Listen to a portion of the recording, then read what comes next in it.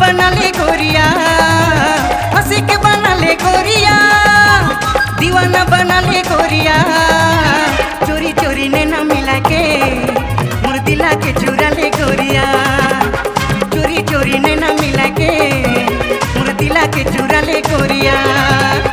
हंसी के बना ले गोरिया, दीवाना बना ले गोरिया। चोरी चोरी नैना मिला के मोर दिला के चुरा ले गोरिया, चोरी चोरी नैना मिला के मोर दिला के चुरा ले गोरिया।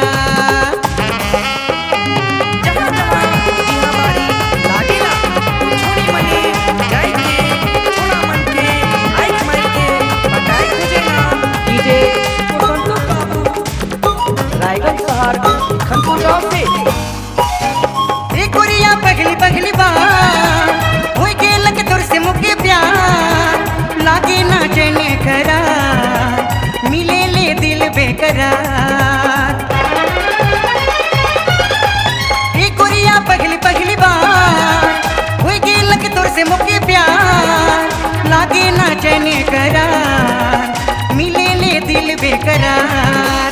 चोरी चोरी नैना मिला के मोर दिला के चुरा ले गोरिया, चोरी चोरी नैना मिला के मोर दिला के चुरा ले गोरिया।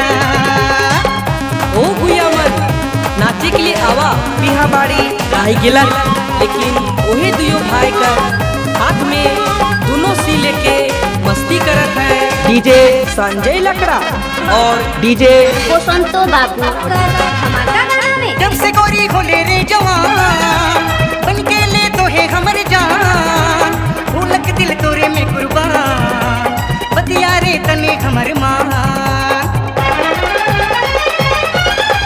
जब से गोरी खोले रे जवान बन के ले तो है हमर जान, भूलक दिल तोरे में कुर्बान, बतिया रे तने हमर मान।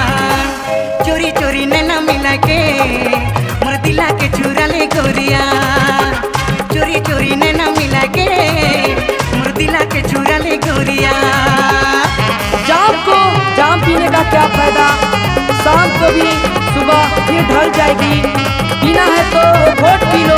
डीजे साथ तो घोट पी लो, सारी जिंदगी दोस्ती के नशे में गुजर जाएगी।